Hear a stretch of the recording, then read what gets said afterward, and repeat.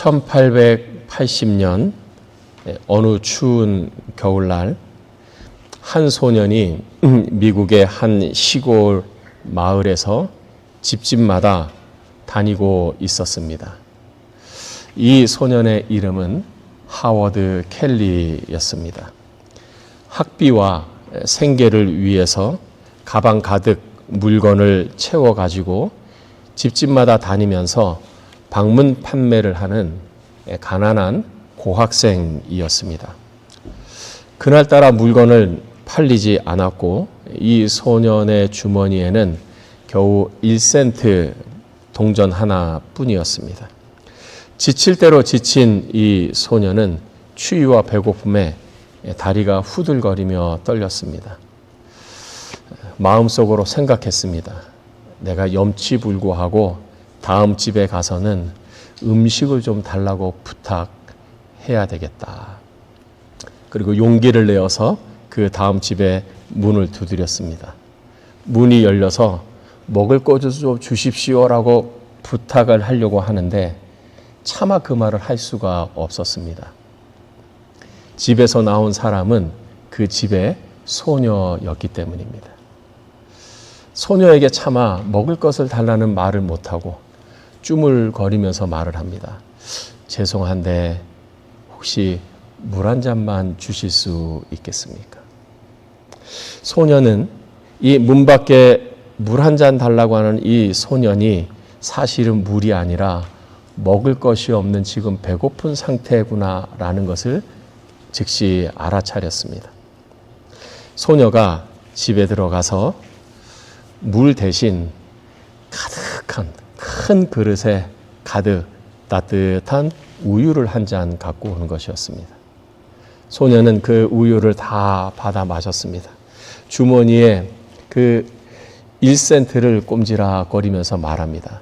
제가 얼마를 드리면 좋을까요? 그러자 소녀가 이렇게 대답합니다. 줄 필요 없어요. 우리 엄마는 좋은 일을 할 때는 절대로 돈을 받지 말아라 라고 가르쳐 주셨거든요. 이 소년이 정말 고맙습니다. 그렇게 하고 그 집을 나왔습니다. 그로부터 수십 년이 지났습니다. 이 소년은 열심히 공부해서 미국의 저명한 의사이자 존스 홉킨스 병원의 공동 설립자인 하워드 켈리 박사가 되었습니다. 어느 날 이 병원에 희귀한 병을 가진 중증 여성 환자가 입원했습니다. 지역 의사들이 도저히 수를 쓸 수 없어서 대도시의 큰 병원으로 보낸 환자였습니다. 켈리 박사가 이 환자의 차트를 보는 중에 눈이 번쩍 띄었습니다. 이 환자가 사는 동네가 아주 익숙한 동네였기 때문입니다. 켈리 박사는 곧장 이 환자가 있는 병실로 갔습니다. 그리고 환자의 얼굴을 보는 순간 즉시 알아차렸습니다. 그때 나에게 따뜻한 우유 한 잔을 준 바로 그 소녀구나. 이 켈리 박사는 마침내 치료에 성공을 했고 그녀는 건강에 회복했습니다. 그런데 이 여성 환자는 자기가 살게 된 것에서는 너무나 기쁘고 감사했지만 한편으로는 큰 걱정이 있었습니다. 치료비가 많이 나올 텐데 이 치료비를 어떻게 내가 다 갚을 수 있나? 내가 평생 벌어도 갚지 못할 큰 금액일 텐데 이 치료비를 내가 어떻게 다 갚을 수 있나? 치료비에 대한 걱정이었습니다. 그렇게 큰 걱정을 하는 그녀에게 마침내 치료비 청구서가 왔습니다. 이 여성이 치료비를 보는 순간 자신의 눈을 의심했습니다. 치료비에는 이렇게 써 있었습니다. 우유 한 잔으로 모든 치료비가 지불되었습니다. 하워드 켈리 박사. 이 여인은 그때를 회상하면서 감사의 눈물을 흘리며 이렇게 기도했답니다. 하나님 감사합니다. 당신의 사랑은 이렇게 다시 돌아오는군요. 여러분, 이것이 하나님과 우리의 관계입니다. 우리가 하나님이 우리에게 좋은 것을 주십니다. 하나님이 우리에게 좋은 것을 주십니다. 그러면 우리는 하나님께 더 좋은 것을 드립니다. 그럼 하나님은 우리에게 더 좋은 것을 주십니다. 그러면 우리는 하나님께 또 더 좋은 것을 드립니다. 그러면 하나님은 우리에게 더욱 좋은 것을 주십니다. 그러면 하나님은 우리에게 더욱 좋은 것을 줍니다. 이렇게 은혜의 선순환이 흐르는 관계, 이것이 바로 하나님과 은혜의 관계입니다. 그러면 성경은 정말 그런 관계가 있다고 우리에게 가르칩니까? 예. 성경은 바로 그런 관계가 있다고 우리에게 수도 없이 가르칩니다. 그 중에 한 예가 오늘 본문 말씀입니다. 오늘 본문은 아브라함에 관한 이야기입니다. 아브라함이 100세 때 그의 아내 사라가 90세 때 아들을 낳았습니다. 생리학적으로 도저히 아들을 낳을 수 없는 이 고령의 부부가 이삭이라고 하는 아들을 낳았습니다. 이것은 온전히 하나님의 전적인 역사였고 온전한 하나님의 은혜였습니다. 그로부터 한 20년, 약 20년 정도가 지났습니다. 아브라함의 나이 120세, 이삭이 20세 정도 됐을 그때에 어느 날 하나님께서 아브라함을 부르십니다. 아브라함아, 예 하나님, 제가 여기 있습니다. 그리고 그 다음 하나님께서 아브라함에게 명령을 내리셨는데 그 명령은 청천벽력 같은 명령이었습니다. 22장 3절에 하나님이 아브라함에게 내리신 명령을 이렇게 기록합니다. 내 아들, 내 사랑하는 독자 이삭을 데리고 모리아 땅으로 가서 내가 내게 일러준 한 산 거기서 그를 번제로 쪼개 드리라. 내 사랑하는 아들, 내 독자 이삭을 내가 내게 지시하는 산으로 가서 거기서 그를 번제 제물로 드리라라는 것입니다. 번제는 burnt offering. 제물을 아예 다 불태워서 드리는 것이 제물입니다. 아브라함은 이것을 알았습니다. 아니, 내 아들을 불태워서 제물로 드리라고요? 하나님이 왜 이런 명령을 내리셨을까? 후에 이 사건을 읽는 독자로 하여금 하나님의 뜻을 오해하지 않도록 그 후에 하나님은 왜 이런 명령을 아브라함에게 내리셨는지를 해설을 해 주었습니다. 아브라함이 하나님을 시험하시려고. 여기서 시험은 temptation, 유혹이라는 의미의 시험이 아니라 테스트, 평가의 시험인 것이죠. 하나님이 아브라함을 테스트해보고 싶으셨어요. 평가해보고 싶으셨습니다. 그 평가는 다름 아닌 순종평가였습니다. 너 내가 이렇게 어려운 숙제를 내고 문제를 내는데 너 정말 여기에 순종할 수 있겠니라고 하는 순종평가 시험이었습니다. 근데 아브라함은 몰랐어요. 하나님의 의도를 아브라함은 몰랐습니다. 여러분, 만약에 우리가 하나님으로부터 이런 시험, 이런 명령을 받았다면 우리는 어떡할까요? 근데 아브라함은 어떻게 했는가? 22장 3절에 이렇게 말합니다. 아브라함이 아침에 일찍이 일어나 나귀의 안장을 지우고 두 종과 그의 아들 이삭을 데리고 번개 쓸 나무를 쪼개어 가지고 떠나 하나님이 자기에게 일러주신 곳으로 가더니, 하나님이 아브라함에게 명령하셨습니다. 내 아들을 번제로 드리라. 이 말을 들은 그 다음 날 아침에 일찍이 아브라함은 일어나서 아들을 데리고 하나님이 지시하신 땅으로 갔다는 것입니다. 근데 성경에 보면 이 길이 한 3일 정도 되는 길이었습니다. 3일 길을 걸어간 것입니다. 이 3일 길은 아브라함에게 생각할 수 있는, 생각을 결정할 수 있는 충분한 시간입니다.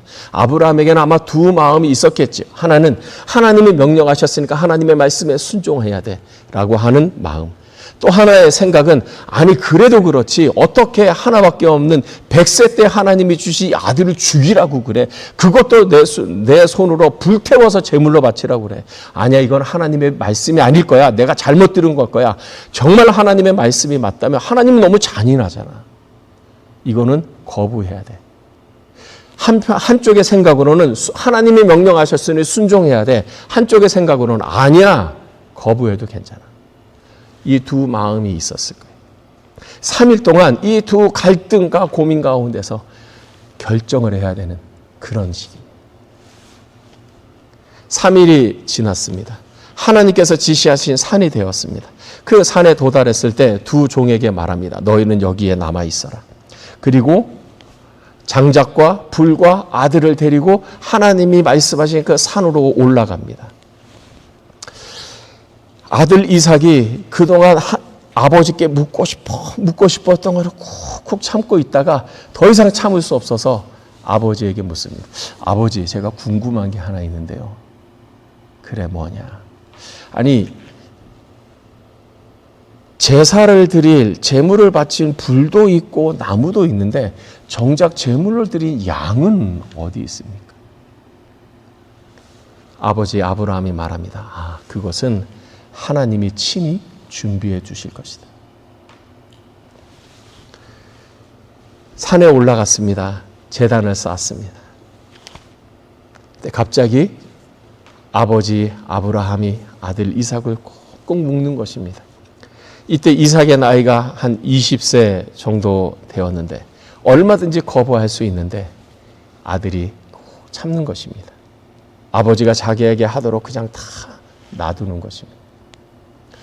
아브라함이 칼을 들어서 자기 아들을 내려치려고 하는 그 순간 하늘로부터 갑작스러운 음성이 들립니다. 그것이 오늘 말씀입니다. 오늘 말씀 우리 한 번 더 읽겠습니다. 15절부터 시작. 여호와의 사자가 하늘에서부터 두 번째 아브라함을 불러 이르시되 여호와께서 이르시기를 내가 나를 가리켜 맹세하노니 내가 이같이 행하여 내 아들 내 독자도 아끼지 아니하였은즉 내가 내게 큰 복을 주고 내 씨가 크게 번성하여 하늘의 별과 같고 바닷가의 모래와 같게 하리니 내 씨가 그 대적의 성문을 차지하리라. 또 내 씨로 말미암아 천하 만민이 복을 받으리니 이는 내가 나의 말을 준행하였음이니라 하셨다 하니라. 하나님께서 사자를 통해서 아브라함아 내가 하는 일을 하지 말아라. 내가 나를 가리켜 맹세한다. 이 맹세는 반드시 이루어질 것이다. 그리고 하나님은 아브라함에게 세 가지 축복을 하십니다. 첫 번째는 자손의 축복입니다. 17절을 보면 내가 내게 큰 복을 주고 내 씨가 크게 번성하여 하늘의 별과 같고 바닷가의 모래와 같이 많게 할 것이다. 크다는 단어가 두 번이 나와요. 큰 복을 주고 내 씨가 크게 번성하여. 저는 이걸 읽으면서 생각했습니다. 이야, 하나님이 정말 좋으셨나 보다. 하나님이 정말 기쁘셨나 보다. 큰 복을 주신단다. 크게 번성하게 한다. 얼마나 기쁘셨으면 얼마나 좋으셨으면. 씨가 번성하여 많게 하겠다는 자손의 번성의 약속입니다. 여러분, 우리가 확인해 봐야 합니다. 그렇다면 정말 하나님께서 아브라함에게 약속하신 이 자손 번성의 축복이 이루어졌는가? 근데 성경은 이루어졌다고 우리에게 가르쳐 줍니다. 그 증거가 하나 있습니다. 이삭의 아들이 야곱이지요. 야곱이 그 아들 요셉의 초청을 받아서 애굽으로 내려갔을 때 그 야곱의 식솔들이 약 70명 정도가 되었습니다. 그로부터 시간이 지나서 이 야곱이 대표한 이스라엘 자손이 애굽에서 나올 때, 출애굽할 때 그 인원은 장정만 60만 명이었습니다. 어른만 60만 명이었습니다. 여자와 아이들까지 합하면 약 한 200만 명 정도가 되는 것이죠. 아브라함의 자손이 출애굽할 당시에는 200만 명이 됐다는 거예요. 하나님이 약속을 지키셨어요. 뿐만 아니라 신약 성경은 아브라함이 하나님을 믿은 것처럼 하나님을 믿는 모든 사람들은 아브라함의 자손이라, 영적으로 신앙적으로 아브라함의 자손이라고 가르쳐 줍니다. 그렇게 보면 우리 모두가 다 믿음에 있어서 아브라함의 자손인 것이죠. 아브라함의 측에서 보면 우리도 아브라함의 자손이에요. 하나님께서 내 씨가 하늘의 별처럼 바닷가의 모래처럼 많게 할 것이라는 약속이 성취된 것입니다. 하나님이 약속을 지키신 거지요. 두 번째 주신 약속이 있습니다. 대적의 성문을 차지하라는 약속입니다. 내 씨가 그 대적의 성문을 차지하리라. 대적의 성문을 차지한다는 말은 무슨 말인가? 정복하는 사람이 정복하려고 하는 곳에 도착을 했습니다. 근데 성이 단단히 닫혀 있습니다. 승리하고 정복하기 위해서는 이 성문을 부수고 열고 들어가야 합니다. 대적의 성문을 차지한다는 것은 내가 그 성문을 차지해서 승리해서 그곳을 정복할 것이다 라는 거예요. 그러면 하나님께서 아브라함에게 주신 이 약속도 정말 성취되었는가?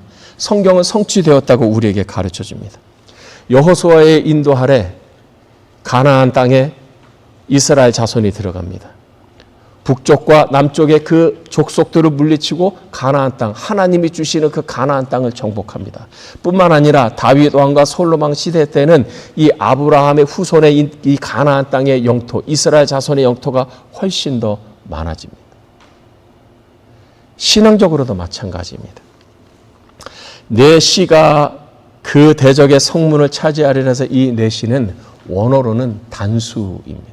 복수가 아닙니다. 씨라고 하는 것은 후손인데 많은 후손을 말하는 것이 아니라 한 명의 후손을 말합니다. 이 한 명의 후손은 누구냐? 바로 예수 그리스도입니다. 신약 성경의 첫 번째 책은 마태복음이죠. 마태복음의 첫 번째 절을 이렇게 시작합니다. 아브라함과 다윗의 자손 예수 그리스도의 세계다. 개보라. 바로 이 예수 그리스도가 아브라함의 후손인 것이죠. 예수 그리스도께서 이 땅에 오셔서 십자가에 죽으시고 부활하심으로 말미암아 대적인 사탄과 죄와 사망을 깨뜨려 부르짖으시고 승리하시고 정복하신 거예요. 하나님께서 아브라함에게 약속하신 이 약속이 이루어진 것입니다. 하나님이 이루신 것이죠. 세 번째, 천하 만민이 복을 받는 약속입니다. 내 씨로 말미암아 천하 만민이 복을 받을 것이다. 하나님께서 아브라함에게 주신 복은 아브라함과 그 혈통에만 해당된 뿐만 아니라 이 아브라함을 통해서 천하 만민이 복을 받는다. 이 천하 만민의 복은 무엇입니까? 아브라함의 후손인 예수 그리스도로 말미암아 민족과 국가와 인종을 넘어서서 전 세계 사람들이 하나님의 자녀가 되고 하나님의 복을 받는, 천하 만민이 복을 받는 거예요. 그 약속이 이루어졌다. 하나님이 그 약속을 이루셨다는 것입니다. 오늘 하나 또 생각해 볼 것이 있습니다. 그러면 하나님께서 아브라함에게 약속하셨는데 이 아브라함은 먼 후손에게만 주어지는 축복이고 아브라함의 바로 자녀에게는 주어지지 않은 축복이냐? 성경은 아브라함의 아들 이삭에게도 이러한 축복이 이루어졌다고 말합니다. 아브라함의 아들 이삭이 가나안 땅에 있었을 때입니다. 한 해에 큰 흉년이 들었습니다. 이삭이 생각한 것입니다. 여기서는 농사를 지을 수 없으니 물이 있는 애굽으로 좀 내려가야 되겠다. 그때 하나님께서 이삭에게 나타나십니다. 애굽으로 내려가지 말아라. 이 땅에 있어라. 내가 너를 창대하게 하고 너를 거부가 되게 하겠다. 이삭이 하나님의 말씀에 순종합니다. 그리고 그 흉년 때에 큰 흉년이 있을 그때 농사를 지었습니다. 놀라운 일이 일어납니다. 이삭이 그 땅에서 농사하여 그 해에 100배나 얻었고 여호와께서 복을 주심으로 그 사람이 창대하고 왕성하여 마침내 거부가 돼요. 여러분, 큰 흉년이 들었어요. 하나님의 말씀에 순종해서 농사를 지었습니다. 100배의 결실을 얻었어요. 기적이지. 하나님께서 아브라함의 그 순종을 통해서 그 아들 이삭에게 축복을 내리신 것이에요. 아브라함이 아끼지 아니하였으니, 아끼지 아니하고 하나님께 드렸으니 하나님께서 아브라함을 축복하시고 그의 아들, 그의 후손들을 축복하신 거예요. 은혜의 선순환이 일어나는 것입니다. 하나님과 우리의 관계, 우리가 한번 생각해 볼 것이 있습니다. 그렇다면 아브라함은 이 순종하기 어려운 하나님의 명령을 어떻게 순종할 수 있었을까? 아브라함도 사람인데 순종하기 어려운 이 하나님의 명령을 어떻게 순종하게 되었을까? 이유는 간단합니다. 자기에게 명령하신 하나님이 어떤 분인지를 알았기 때문에. 하나님은 어떤 분인지를 알았어요. 그렇다면 아브라함이 안 하나님은 어떤 분이신가? 세 가지로 우리가 요약할 수 있습니다. 첫째, 하나님은 좋으신 하나님이라는 것을 알았어요. 하나님은 좋으신 하나님이에요. 창세기 11장 30절에 이런 말씀이 나옵니다. 사레는 임신하지 못함으로 자식이 없었더라. 아브라함의 아내 사레는 임신하지 못함으로 자식이 없었다. 이 말의 전제는 무엇이냐면 아브라함도 그렇고 사라도 그렇고 임신하고 싶었어요. 자식을 갖고 싶었어요. 그런데 자식이 없었던 거죠. 자식을, 특별히 아들을 낳았으면 하는 소원이 있는데 노력했는데 안 됐다는 거예요. 아이를 낳는 것이 자기 뜻대로 되지 않았다는 것입니다. 근데 12장 1절에 하나님께서 아브라함에게 찾아오셔서 약속을 하십니다. 내가 너로 큰 민족을 이루게 하겠다. 자식을 갖고 싶은데, 아들을 낳고 싶은데 뜻대로 되지 않는데 어느 날 하나님이 자기에게 찾아오셔서 내가 너로 큰 민족을 이루게 자손에 대한, 자식에 대한 약속을 주신 것입니다. 그리고 하나님은 그 약속을 지키십니다. 그것도 아브라함의 나이 100세, 그 아내 사라 나이 90세. 생리학적으로 도저히 아이를 가질 수 없는 그 불가능한 그때 하나님께서 아들을 주셔요. 그렇게 원했던 아들을 주셨어요. 기적적으로. 하나님의 능력으로. 이거는 누가 생각하더라도 하나님이 하셨구나라고 고백할 수밖에 없는 하나님의 선물이에요. 그때 아브라함은 알았던 거죠. 야, 하나님은 내게 좋은 것을 주시는 하나님이시구나. 내가 그렇게 자식을 낳고 싶었는데 그렇게 안 되더니 하나님이 내게 그렇게 원하는 자식을 주셨구나. 하나님은 내게 좋은 것을 주시는 하나님이시구나. 아브라함에겐 하나님은 좋은 것을 주시는 하나님. 그러니 하나님께서 아들 이삭을 제물로 바치라라고 하는 이 명령, 내 인간적인 이해로는 이해가 되지 않지만 여기에 분명히 하나님의 숨은 의도가 있다. 하나님이 내게 좋은 것을 주시기 위해서 이 명령을 하셨구나라고 하는 논리적 결론이 도달한 거예요. 두 번째, 하나님은 약속하신 것은 반드시 지키시는 하나님임을 알았습니다. 우리 화면 한번 보시죠. 로마서 4장 19절에서 22절. 이때 당시에 아브라함이 가졌던 믿음입니다. 우리 4장 19절에서 22절 우리 함께 읽겠습니다.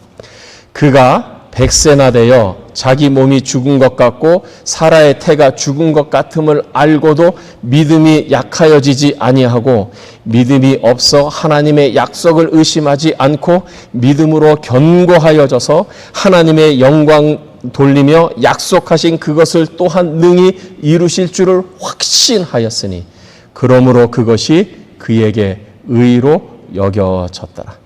100세가 되었습니다. 자기 몸에 죽고 사라의 태도 죽은 것을 알았어요. 그런데 믿음이 약해지지 않았습니다. 하나님의 약속을 의심하지 않았어요. 반대로 하나님의 약속에 대한 믿음이 견고하여져서 하나님께 영광을 돌렸어요. 그 이유는 하나님이 약속하셨기 때문에 약속하신 것을 또한 능히 이루실 것이라고 확신했기 때문에. 중요한 것은 하나님이 아브라함의 믿음을 보셨다는 거예요. 흔들리지 않았어요. 갈수록 의심이 점점 쌓이지 않았어요. 아브라함은 의심 대신 확신이 점점 더 굳어졌어요. 하나님 내게 좋은 거 주시는 분이지. 지금까지 내가 인생을 살아오면서 어려울 때마다 하나님이 나의 보호자가 되셨지. 하나님이 나를 구원해 주셨지. 하나님이 약속하셨기 때문에 반드시 이루실 거예요. 이때 이미 아브라함은 하나님에 대한 확신이 있었어요. 아, 약속하신 거는 분명하게 지키시는구나. 하나님께서 내 아들 이삭을 통해서 내 자손이 많겠다고 약속하셨으니 내가 다 이해할 수 없는 방식으로 하나님은 이 이삭을 통해서 약속을 지키시겠구나. 자손이 많아지겠구나.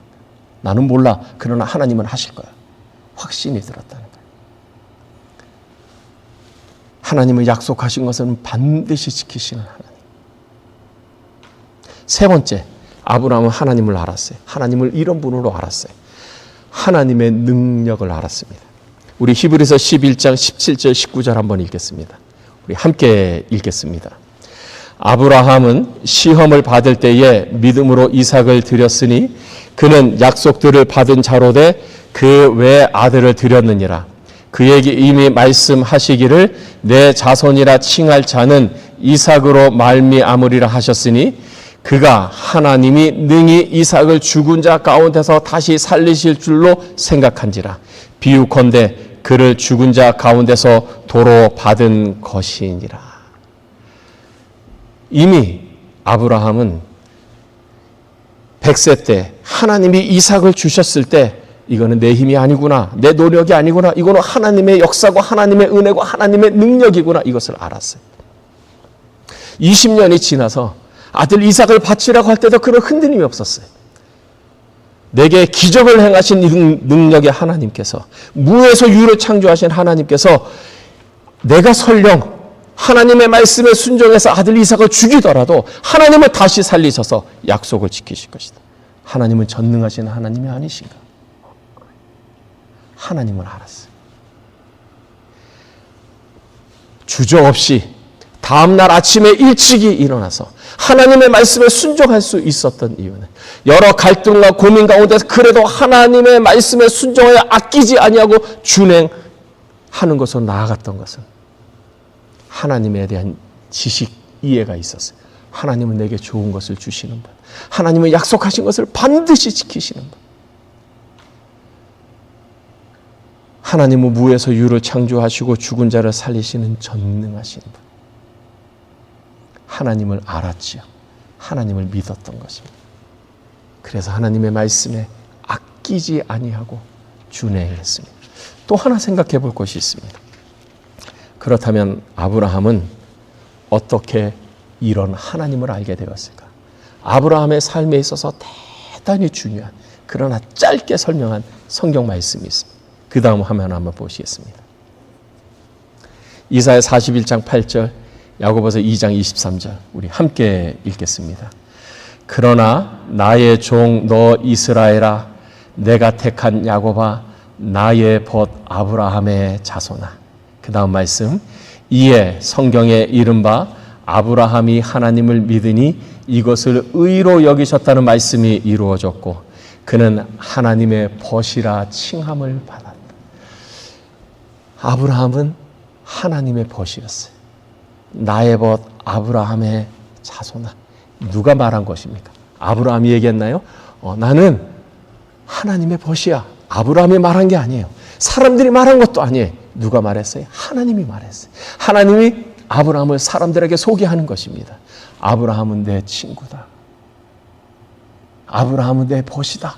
하나님이 말씀하신 거예요. 하나님이 인정하셨어요. 아브라함이 어떻게 하나님을 알아갈 수 있었어요? 하나님을 알았기 때문에 믿었는데 아브라함은 하나님을 어떻게 알았어요? 하나님의 벗이었어요. 벗이 무엇입니까? 친구죠. 친밀한 친구예요. 아브라함이 하나님과 동행했어요. 소돔과 고모라 성을 멸망할 때 하나님께서 아브라함에게 말합니다. 내가 하려는 일을 아브라함에게 숨기겠느냐? 하나님은 다른 누구에게도 말하지 않았던 하나님 자신이 갖고 있던 비밀을 아브라함에게 솔직하게 다 얘기했어요. 그 말을 듣는 아브라함은 하나님께 그냥 따지듯이, 아니면 계속 6번씩이나 이렇게 하면 안 됩니까? 의인 50명 있어도 멸하시겠습니까? 10명 있어도 멸하시겠습니까? 허심탄회하게 솔직하게 하나님께 자기 마음을 말씀드렸어요. 그만큼 아브라함과 하나님의 관계는 친밀했다는 거예요. 진솔했다는 거예요. 하나님을 신뢰하고 기꺼이 아끼지 아니하고 준행할 수 있었던 이유, 아브라함은 하나님의 벗이었다. 여러분, 여기에 우리 인생의 성공의 길이 있습니다. 여기에 우리 인생의 승리의 길이 있어요. 형통의 길이 바로 이것입니다. 하나님이 나의 벗이라고 칭하는 사람이 되는 거예요. 어떻게? 동행하는 거예요. 가까이 있는 것이. 그럼 우리는 어떻게 하나님께 가까이 있을 수 있습니까? 하나님과 동거하고 동행할 수 있습니까? 성경을 우리에게 그 방법을 알려주셨어요. 간단하지요. 말씀, 기도. 하나님의 말씀을 읽음으로 이 말씀을 통해서 지식적으로 하나님을 알아가고 기도를 통해서 경험적으로 하나님을 알아가고 하나님을 경험하는 것이죠. 말씀과 기도.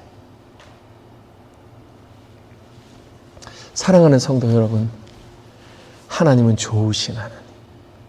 하나님은 좋으시기에 우리에게 좋은 것을 주시는 하나님. 좋은 것을 주시되 아낌없이 주시는 하나님. 아까워하지 않고 주시는 하나님. 그 하나님을 경험하는 자만이 하나님께 아끼지 아니하고 드릴 거예요. 왜? 경험했으니까. 하나님은 내게 좋은 것을 주시는 분이시다. 이것이 믿음의 최고봉인 것입니다. 사랑하는 하나님의 자녀 여러분, 하나님의 사랑을 받는 성도 여러분, 아브라함처럼 하나님의 벗이 되십시오. 말씀과 기도로 하나님과 동거하고 동행하십시오. 하나님을 점점 더 많이 알아가십시오. 하나님을 점점 더 많이 체험하십시오. 그리하여 삶으로 하나님은 내게 좋은 것을 아끼지 아니하고 주시는 하나님 체험하고 하나님께 아낌없이 드림으로 아브라함과 같은 이 놀라운 축복을 받는 축복의 선순환이 흐르는 하나님의 사람들 되시기를 주님의 이름으로 축복합니다. 기도하겠습니다.